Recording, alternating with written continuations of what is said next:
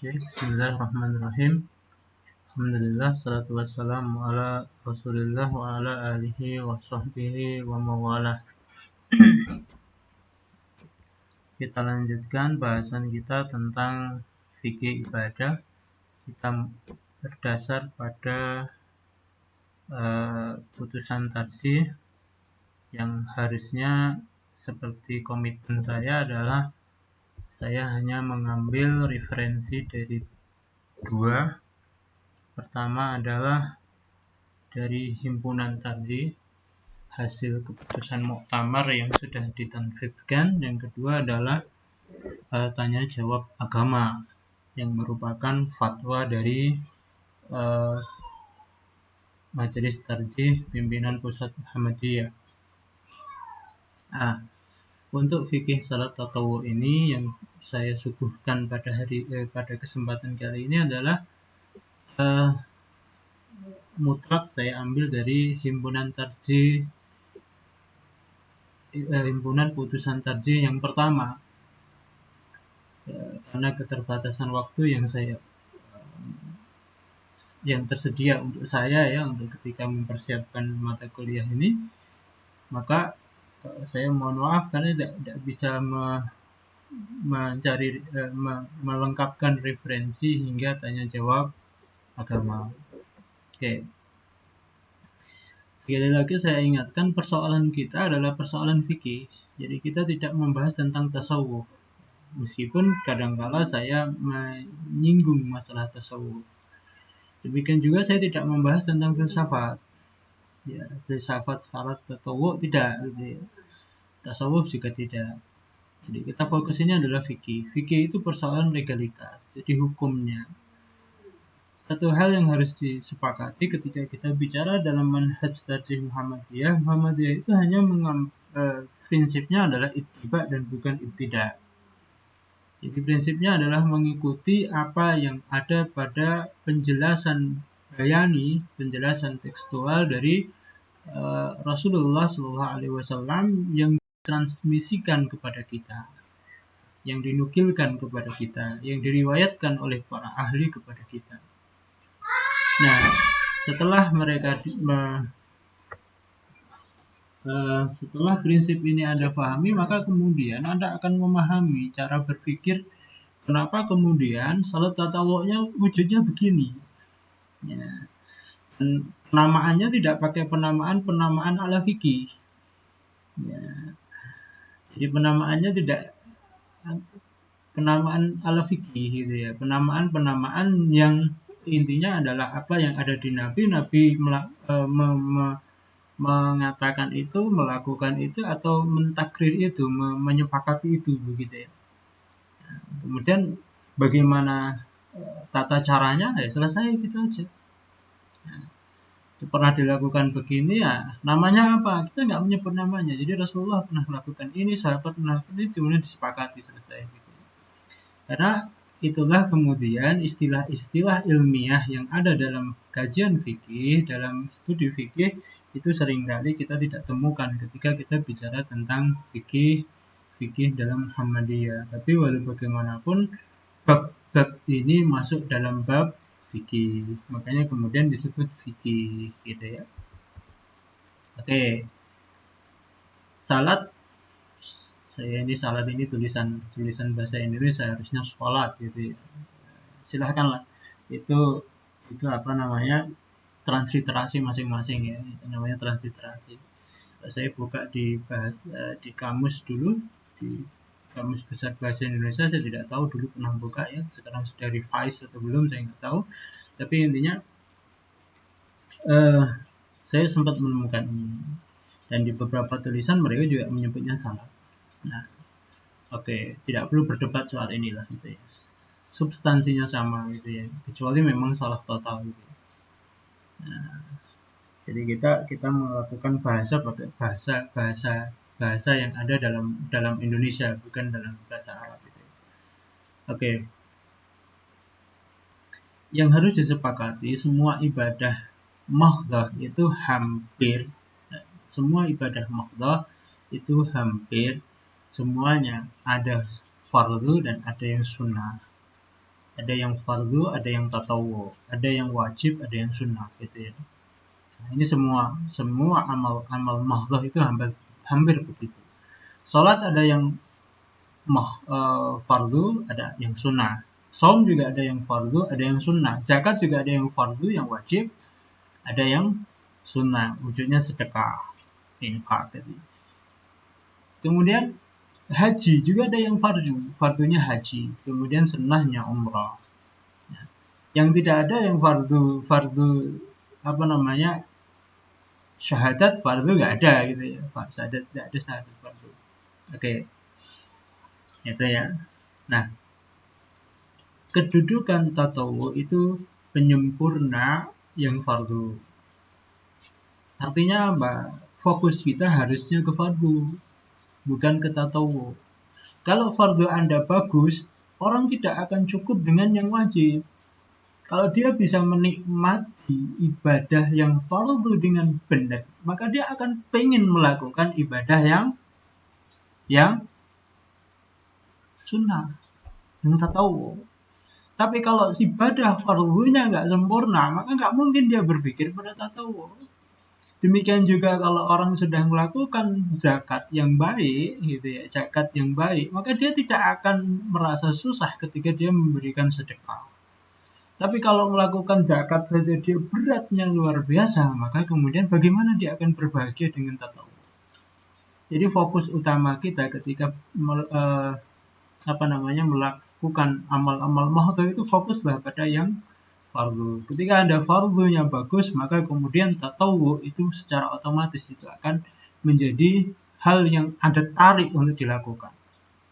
Tapi kalau Anda tatawunya bagus atau sunnahnya bagus, sementara wajib Anda jelek, maka bagaimana yang pelengkap ini bisa menyempurnakan uang yang wajib aja nggak dilakukan? Oke? Ya. Jadi Anda pakai aksesoris, bajunya nggak ada, Anda mau tempel di mana aksesoris itu? Di tubuh Anda kan bahaya kan gitu kan? Sebenarnya begitu ya.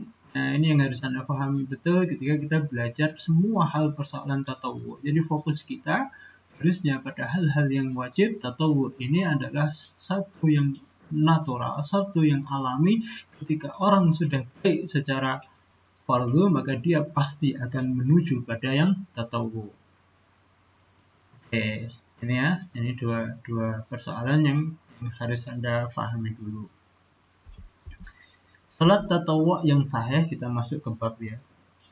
Jadi salat tatawwu yang sahih artinya yang bersumber dari Rasul Shallallahu Alaihi Wasallam, satu adalah salat setelah wudhu. Nah, di fikih disebut sebagai syukril wudhu atau ya syukril wudhu. Ya, jadi salat setelah wudhu ini dalilnya disepakati oleh Rasul Shallallahu Alaihi Wasallam. Terus kemudian sholat antara azan dan iqamat, namanya apa? Tidak tahu. Nah, intinya memang ada satu hadis sholat yang apa namanya doa yang paling bagus itu adalah di antara azan dan iqamah. Nah, doa yang paling bagus ya sholatnya azan di sholat itu kan begitu. Nah, maka Rasulullah sering sholat antara azan dan iqamah. Bahkan itu termasuk saya lupa ya, jadi detailnya saya agak lupa ya. Tapi intinya sholat antara azan dan iqamah. Namanya sholat apa ya? Sementing sholat 2 rakaat. Setelah wudhu juga sholat setelah wudhu dia 2 rakaat. Antara azan dan iqamah juga 2 rakaat. 2 rakaat. Mau ditambah lagi boleh, tambah 2 rakaat, 2 rakaat, 2 rakaat. Mau 20 rakaat aja boleh. Azan 20 rakaat, 2 rakaat, 2 rakaat sampai 20 rakaat baru iqamah boleh. Ya, itu. Karena bunyinya bainal azan wal iqamah. Kemudian salat tahiyat masjid. Tahiyat masjid artinya salat karena masuk masjid. Nah, jadi ada salat karena masuk masjid. Nah, oke.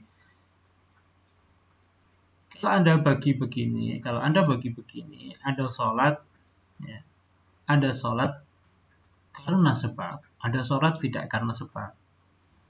Ada sholat yang karena sebabnya berupa waktu, ada sholat karena sebabnya berupa tempat. Ya.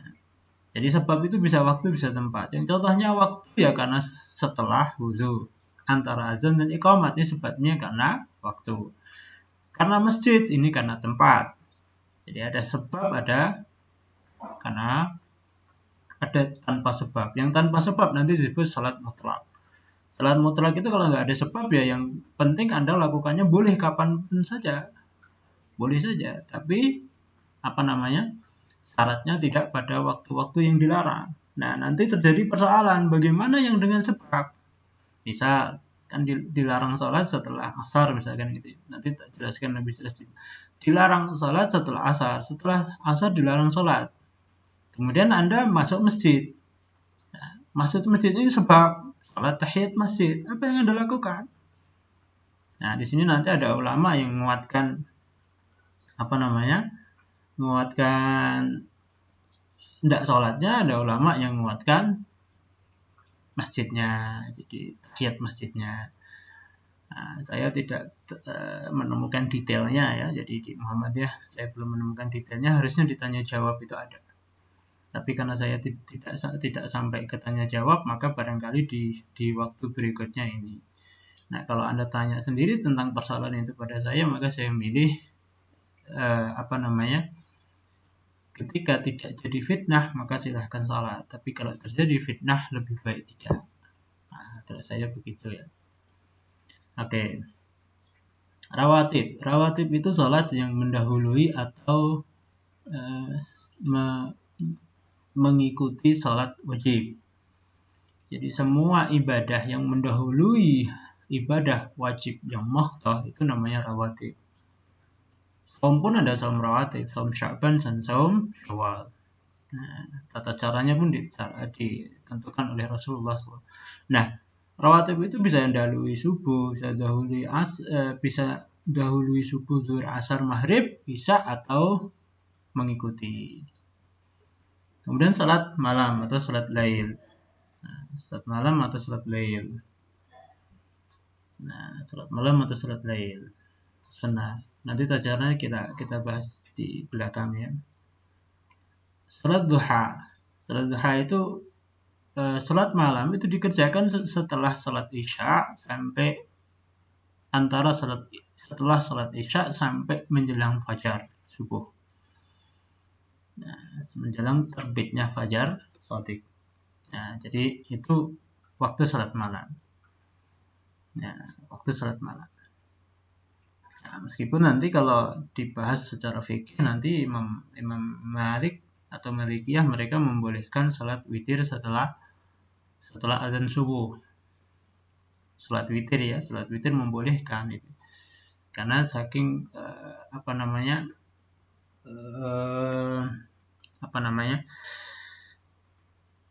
mulianya, saking diperintahkannya salat witir, salat malam gitu ya. Kemudian salat duha dilakukan pada waktu duha saat matahari meninggi, jadi sekitar jam 9 lah, sekitar jam 9.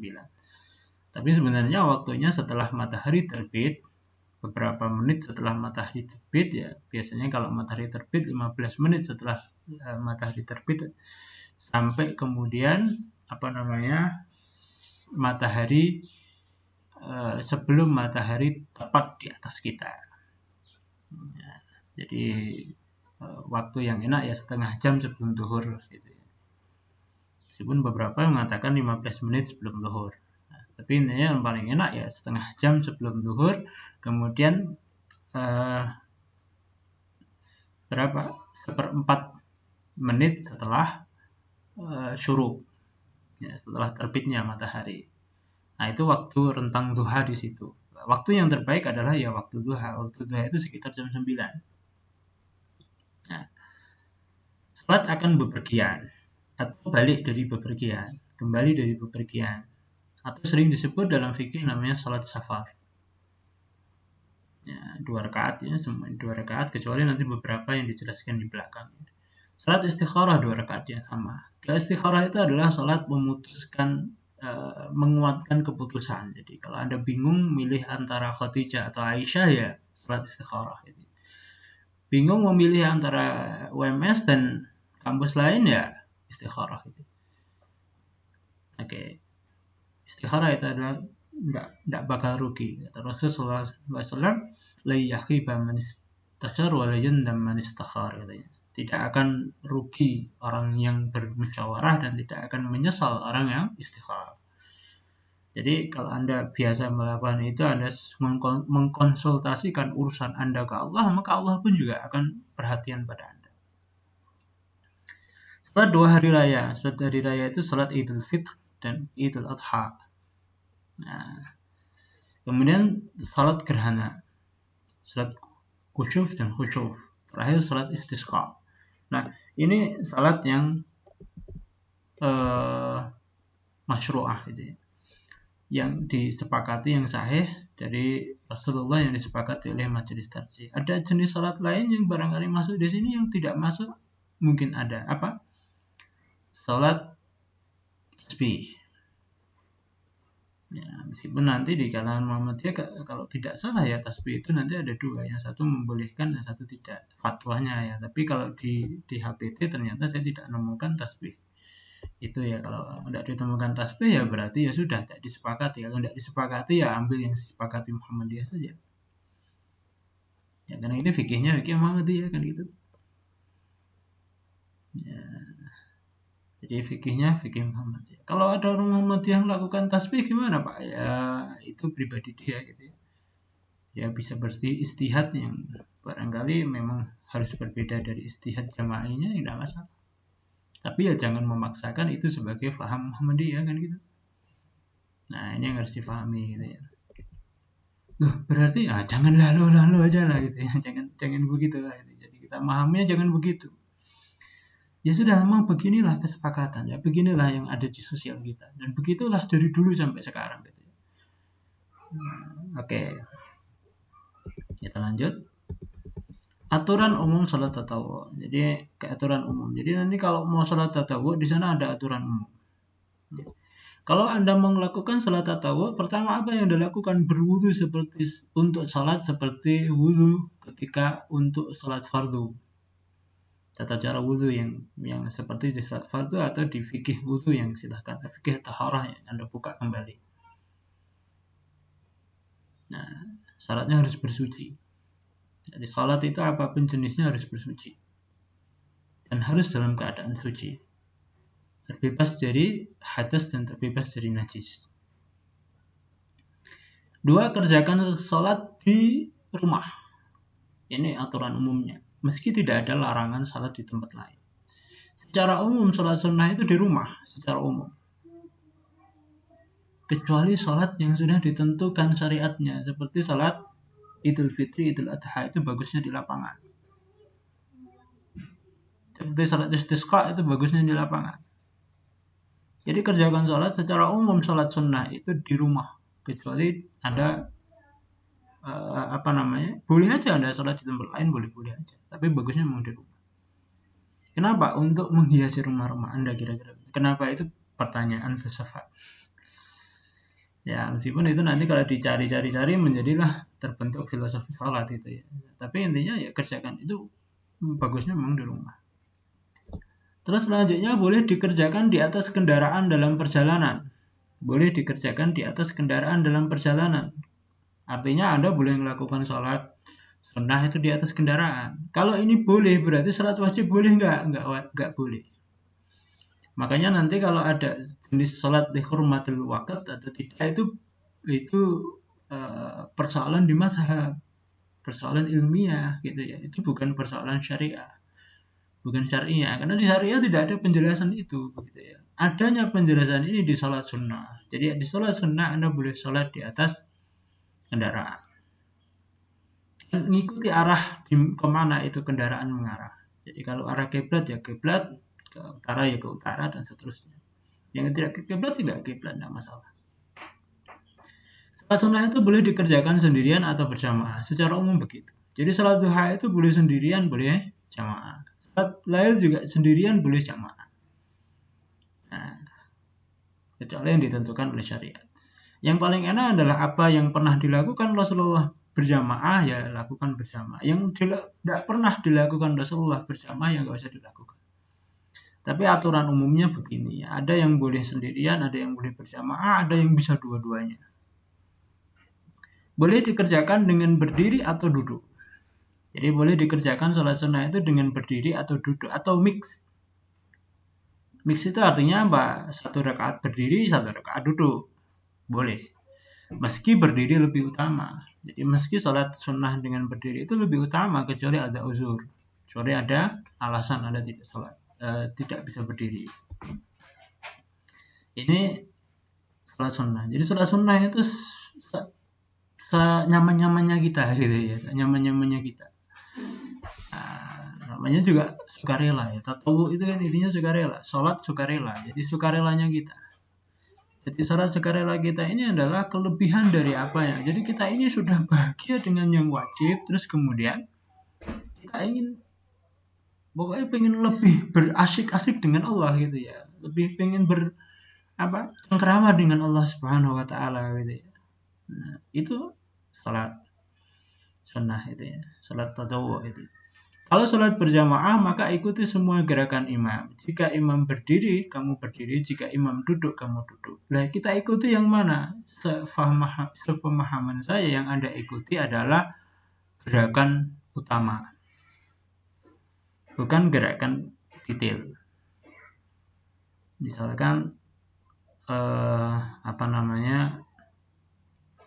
letak tangan, apakah di atas pusar atau di bawah pusar gitu ya. Kalau Muhammadiyah kan di atas pusar, di dada gitu ya. Nah, tapi nanti kalau orang berpendapat boleh di bawah pusar ya, nah itu hak dia begitu ya. Tapi di Muhammadiyah nggak ada itu, mesti di atas pusar, di dada gitu ya. Nah, itu detail. Yang detail ini pemahaman saya tidak ada keharusan. Seperti Imam Syafi'i, dia berpendapat bahwasanya rakaat terakhir semuanya duduknya tawarruk. Kemudian kalau Imam Ahmad bin Ambal, dia berpendapat duduknya kalau 2 rakaat meskipun terakhir tetap iftirash. Semua duduk 2 rakaat itu iftirash. Nah, ini saya kira ini detail begini tidak. Tapi intinya kalau duduk, imam duduk ya Anda ikut duduk. Cara duduknya yaitu dibalikkan pada Anda sendiri. Nah, imam berdiri ya Anda jangan tidur kan gitu tuh. Ya. Itu jadi gerakan pokoknya yang jadi Anda ikuti, bukan detail gerakannya. Bacaan tatawwu di malam hari boleh dikeraskan.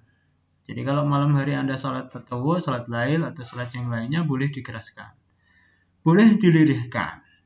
Dan terbaiknya tengah-tengah. Artinya tidak keras juga tidak lirih. Siang hari pun kadangkala boleh dikeraskan. Dalam beberapa riwayat itu boleh dikeraskan. Kenapa? Fungsinya adalah untuk mengajari yang kecil. Jadi kalau prinsip belajar mengajar itu ya boleh-boleh aja gitu ya. Yang penting tidak menjadi satu kebiasaan gitu ya. Jika salat tatawwu mendahului atau mengikuti salat fardu, maka hendaklah dipisahkan dengan berbicara atau bergerak. Jadi kalau Anda zuhur sholat 2 rakaat, maka ya silahkan bergerak, jadi pindah atau kemudian toleh-toleh gitu ya. Jadi nggak tiba-tiba langsung berdiri lagi gitu ya. Nggak. Jadi bergerak ini harus dipisahkan. Untuk apa? Untuk biar tidak difahami, hikmahnya oleh beberapa ulama mengatakan biar tidak difahami bahwasanya ada sholat zuhur itu ada tambahan atau ini ya, biar tidak difahami begitu. Oke, ini harusnya tak turunin tadi. Penjelasan. Salat rawatib. Ada beberapa jenis salat rawatib ini. Salat rawatib itu satu salat sebelum salat fajar atau sebelum salat subuh. Itu dilakukan 2 rakaat singkat-singkat, pendek-pendek. Apa yang dibaca di rakaat pertama Al-Fatihah dan surat Kafirun. Di rakaat kedua surat Fatihah dan surat Al-Ikhlas. Ada jenis bacaan lainnya, ini yang paling gampang untuk Anda lah. Di HPT ada tulisan lain itu, tapi saya nggak sempat menukil di sini. Jadi memindah ke sini ya silahkan nanti Anda buka di HPT. Kemudian bisa sebelum fajar 2 rakaat. Sebelum zuhur itu bisa 2 rakaat, bisa 4 rakaat. Dan khusus hari Jumat Anda bisa melakukan sholat ini, sholat rawatib sebelum zuhur ini sebanyak yang Anda suka hingga imam datang. Yang sering disebut sebagai sholat apa namanya? Saya lupa malah. Jadi sholat sebelum Jumat itu Anda bisa berulang-ulang. Namanya lupa itu. Jadi itu difahami oleh beberapa orang itu sholat yang lain, beberapa Muhammadiyah memahami itu adalah sholat rawatib. Kalau yang lain selain hari Jumat ada 2 rakaat atau 4 rakaat. Ya, tapi kalau hari Jumat boleh sebanyak yang Anda suka, 8 rakaat silahkan, 12 rakaat silahkan. Yang penting 2 rakaat, 2 rakaat, 2 rakaat, 2 rakaat. Jadi kalau Anda ke masjid jam 9 itu sholat terus sampai imam datang. Boleh. Setelah sholat zuhur 2 rakaat atau 4 rakaat. Ya, setelah sholat zuhur 2 atau 4 rakaat. Setelah sholat asar boleh itu 2 rakaat. Sebelum sholat asar Sebelum sholat asar 2 rakaat. Sebelum sholat maghrib 2 rakaat. Setelah sholat maghrib 2 rakaat. Setelah sholat isya itu boleh 2 dan boleh 4 rakaat. Berapa jumlahnya ya silahkan Anda hitung ya. Kalau 2 ya berarti 1, 2, 3, 4, 5, 6, 7. 2 kali 7 berarti 14. Kalau kemudian ditambah 4-nya 3 berarti 20. Jadi 14 tambah 6, 20. Nah, ini sholat rawatib. Ini sholat rawatib itu 2 rakaat. 2 rakaat salam, 2 rakaat salam. Kalau 4 rakaat. Kalau di Jumat Anda melakukan 12 ya berarti 2 rakaat salam, 2 rakaat salam sampai 12 rakaat. Oke, sholat duha, sholat sunnah duha ya, sholat tatawwu duha dikerjakan 2 atau 4 atau 8 rakaat. Jadi Anda boleh melakukan 2, 4 atau 8 rakaat. Dilaksanakan singkat-singkat dengan salam pada tiap 2 rakaat.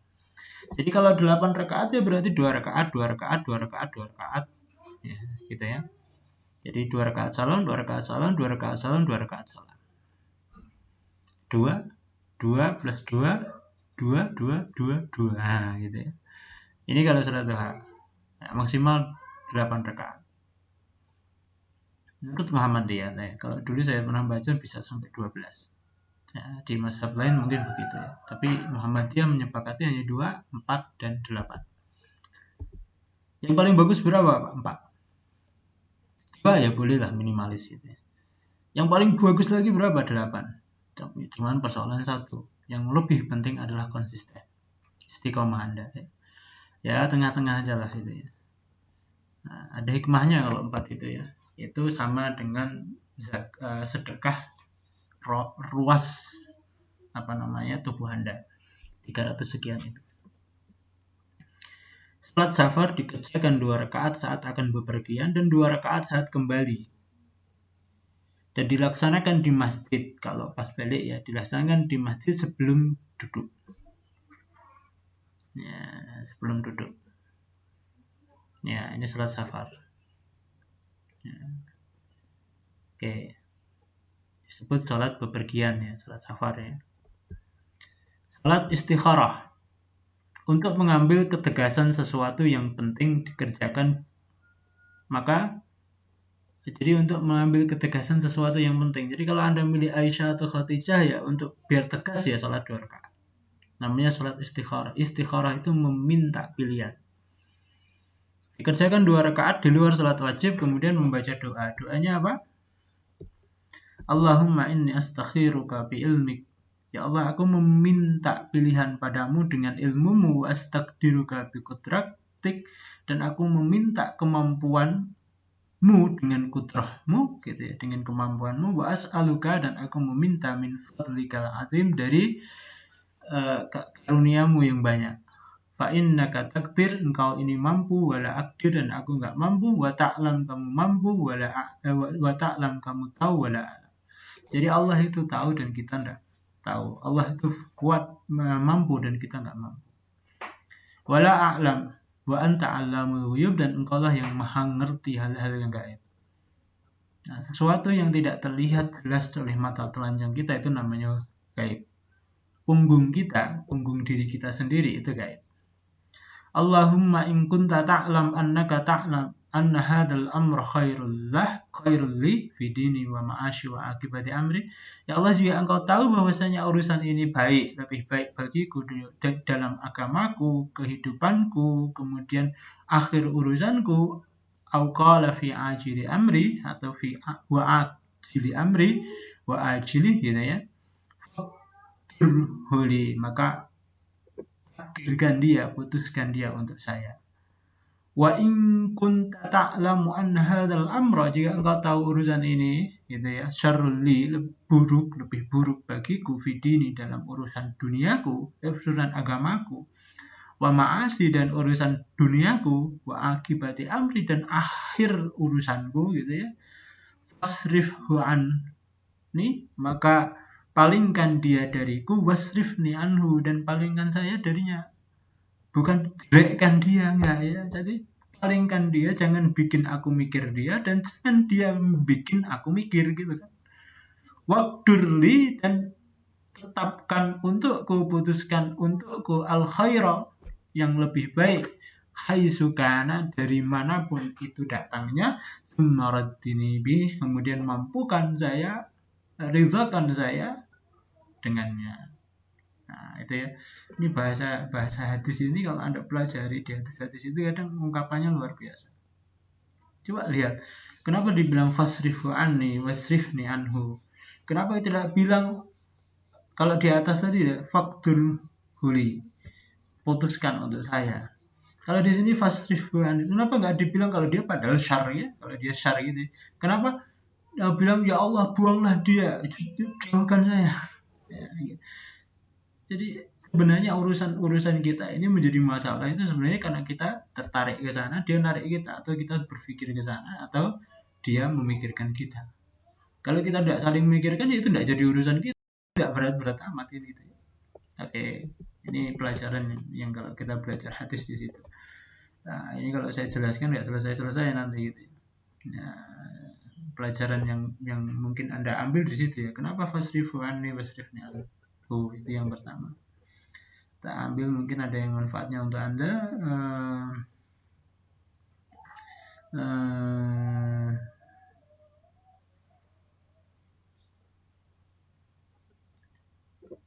Oke, itu dulu.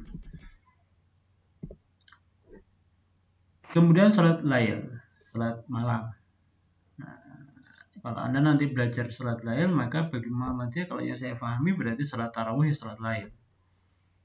Jadi jangan dibedakan gitu ya. Meskipun nanti ulama yang lain membedakan. Ya, salat lail juga salat tahajud. Itu dalam Muhammadiyah ini. Karena ini tata cara ini sebenarnya berlaku untuk ini ya, untuk tiga-tiganya.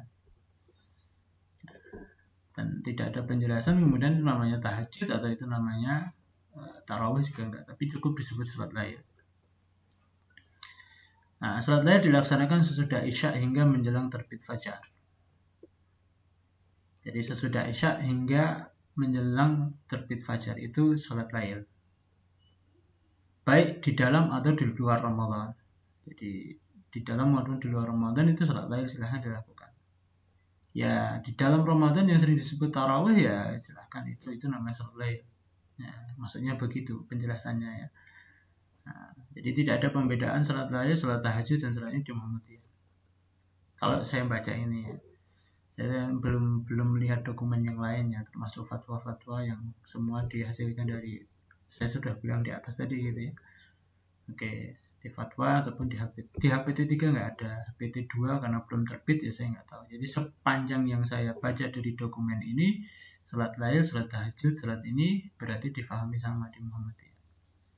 Nah, dilakukan sebanyak 11 rakaat dengan 2 rakaat salam atau 4 rakaat salam. Jadi boleh Anda lakukan 2, 2, 2, 2, kemudian 3 rakaat. Atau 4, 4, 4, 4, 4, 4, 3. Jadi boleh 2, 2, 2, 2, 3, 4, 4, 3. Setiap rakaat membaca surah Al-Fatihah dan surah dari Quran. Jadi tidak dibataskan pada Fatihah. Jadi kemudian Allah amin, Allah Akbar, enggak begitu. Harus dengan surat. Bahkan bitartil ya, dengan tartil. Setelah selesai hendaklah membaca doa. Doanya ini.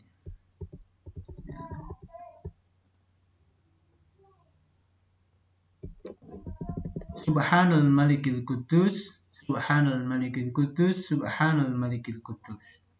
Yang saya temukan di Kutubus Sittah dan Kutubus Tis'ah itu Subhanal Malikil Kudus dibaca 3 kali.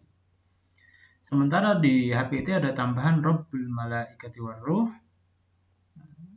atau Rabbil Malaikati Warruh, tapi saya tidak menemukan, makanya tidak saya kasih harakat. Jadi kalau tidak ada harakatnya itu berarti bagi saya adalah saya tidak menemukan. Jadi setelah saya cek saya tidak menemukan. Tapi itu jadi kesepakatan di majelis tadi. Ya monggo ya. Jadi Anda mau sampai Subhan Rabbil Malaik, meskipun memang itu populer. Jadi saya tidak akan mengatakan ini hadis dhaif. Karena amalan ini populer. Ya, mastakhara anhu gitu ya. Jadi ini sesuatu yang sudah populer. Sesuatu yang sudah populer ya Anda mau bahas ya tugas repot gitu ya.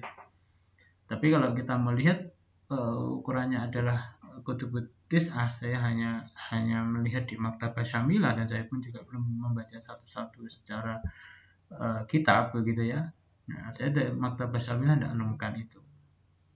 Yang saya temukan hanya Subhanal Malikil Kudus, Subhanal Malikil Kudus, Subhanal Malikil Kudus dengan mengeraskan yang terakhir. Nah, itu ya. Oke. Jadi salat lail mana tadi? Dengan membaca doa. Hendaklah membaca doa. Oke, setelah selesai doanya tadi Subhanal Malikil Kudus, Subhanal Malikil Kudus, Subhanal Malikil Kudus, Rabbil Malaikati Waruh. Sebelum salat lail didahului 2 rakaat ringan. Jadi sebelum salat lail didahului 2 rakaat ringan. Namanya silahkan ada yang salat iftitah silahkan. Tapi 2 rakaat ringan. Terjadi perdebatan ini untuk salat ketika kita salat lail malam hari atau ketika langsung dikerjakan habis salat isya itu ya. Ya kalau mau Anda sesuai dengan hadisnya Rasul ya silahkan dilakukan salat lail itu sepertiga terakhir, dan setelah sepertiga terakhir ya 2 rakaat ringan. Kalau mau ikut sunnah Rasul kan gitu ya. Rasul lakukannya biasanya sepertiga terakhir setelah tidur gitu ya. Nah, kalau kemudian Anda geser menjadi setelah isya ya nggak ada larangan. Tapi juga Rasulullah nggak pernah melakukan itu kan gitu. Ya. Jadi kalau nggak pernah melakukan itu apakah ada 2 rakaat atau tidak ya mesti debat kan gitu ya. Mesti berdebat kan gitu. Kalau mesti berdebat berarti ya sudah. Ya. Yang paling aman ya ketika mau 2 rakaat ya malam. Kalau ini apakah harus 2 rakaat atau tidak ya itu istimbat kita ya. Ketika itu istimbat kita ya silahkan kan gitu ya. Karena Rasulullah biasanya melakukan sholat lail itu malam. Nah kalau mau jaringan letter lock ya silahkan letter lock. Jadi kalau di sana 2 rakaat iftitah ya di iftitah ya sama-sama letter lock kan gitu. Jadi tidak perlu diperdebatkan persoalan 2 rakaat ini apakah harus atau tidak harus ya. Kalau Anda mau melakukan ya silahkan. Kalau mau betul-betul sesuai Rasulullah ya melakukannya sholat malam setelah tidur dulu. Nah, gitu ya. Dengan membaca doa. Nah, doa itu maksudnya sholat doa iftitah sholatnya ini. Subhanallahil mulki wal malakut wal jabarut wal kibriya wal ulama. Karena ini saya katakan tidak ada harakatnya, biasanya ya ini tidak ketemu di Kutubus Sittah. Tapi ada, dan biasanya ini dibaca malah bukan di iftitah, tapi kalau di riwayat tadi itu dibaca ketika sujud. Wallahu a'lam bishawab. Intinya saya belum menemukan dalilnya. Jadi kalau saya, tapi Muhammadiyah ketika dia membuat tulisan ini, dia para ulama yang menulis ini, para ahli yang menulis ini, mereka sepakat bahwasanya ada dua itu. Wallahu a'lam bishawab, karena saya tidak tahu, saya hanya baca dokumen, ya silahkan saja ya. Jadi maksud saya adalah kita tetap kritis begitu. Tapi ya kita harus memahami bahwasanya apa yang kita pahami, yang kita cari hari ini, ternyata ada banyak hal yang tidak kita pahami dari apa yang mereka pahami. Jangan salahkan mereka begitu ya. Jangan juga merasa kita lebih pintar. Itu nggak benar. Bisa jadi mereka lebih tahu dari kita, yang kita ini terbatas gitu ya. Karena kita tahunya kita nggak hafal, juga kita nggak belajar hadis dengan tepat, dengan seperti dulu mereka belajar hadis gitu ya. Mereka belajar satu-satu, ke guru satu-satu, cari sanad dengan betul gitu ya. Kita baca Mbah Google gitu ya. Yuk janganlah gitu ya. Ulama-ulama kita dulu begitu ya. Ulama di Tarjih dulu begitu. Nah sekarang masa kita menyandarkan pemahaman hadis kita pada Maktabah Syamilah gitu ya. Oke. Padahal ulama dulu menyandarkan pemahaman hadis mereka pada pemahaman yang mereka cari di otak mereka sendiri gitu. Ya, bisa jadi keseriusan mereka itu dibukakan oleh Allah Subhanahu wa taala, ilmu yang tidak pernah dibukakan pada orang yang menyandarkan ilmunya pada Maktabah Syamilah atau Google. Wallahu a'lam bishawab. Tapi intinya saya mengatakan apa yang saya dapat gitu ya. Sesuatu yang saya tidak dapat ya saya sampaikan sesuai apa yang ada pada dokumen. Jadi membaca doa dan surat Fatihah artinya nggak perlu membaca surat-suratan dalam Quran, langsung rukuk. Salat lail boleh dikerjakan di awal, di tengah, di akhir. Tapi Rasulullah biasa di akhir. Makanya kemudian dan akhir malam lebih utama. Kenapa akhir malam lebih utama? Karena Rasulullah SAW biasanya tidur dulu. Ketika tidur dulu bangun, ketika bangun 2 rakaat. Dan ketika digeser itu menjadi boleh di awal, maka setelah salat Isya, maka apakah iftitah itu penting atau tidak penting ya mungkin urgensitasnya tidak tinggi, kepentingannya tidak tinggi, keharusannya nggak tinggi. Ketika keharusannya nggak tinggi lah, ketika Anda geser itu ya nggak sesuai dengan apa yang dilakukan Rasulullah, kalau itu dihilangkan, kalau ini ya, nah itulah ya kadang-kala fikih itu memang harus luas gitu. Harus luas. Wallahu a'lam bishawab ya, saya tidak begitu ini ya. Tapi intinya ini yang disepakati di putusan tarjih. Salat lail boleh dikerjakan 2, 2, 2, 2, 3. Berapa? 8, 3. 3-nya witir. Atau ya itu lail semua lah. Atau 4, 4, 3.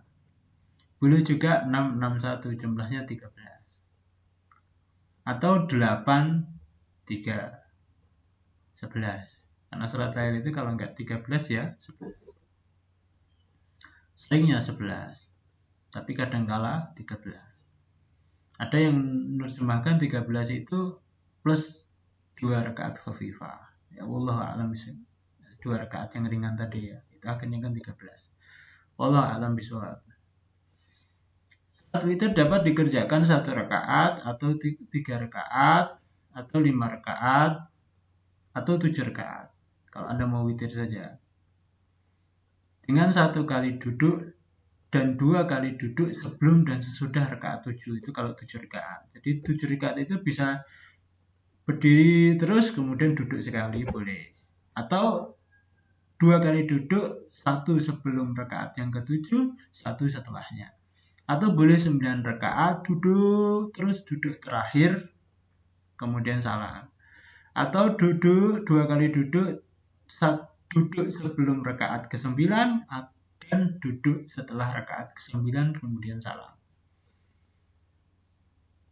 Pak, kok banyak sekali tata caranya, Pak? Kita yang milih yang mana? Populer Muhammadiyah 443. Tapi boleh Anda 2223. Jadi ini mulai populer juga. Oke. Dan NU lebih populer, tapi NU ditambah bukan 11 ya. NU itu tambah 22222 sampai 20 kemudian 23 kan gitu tuh. Nah, ini jadi populer semua gitu ya.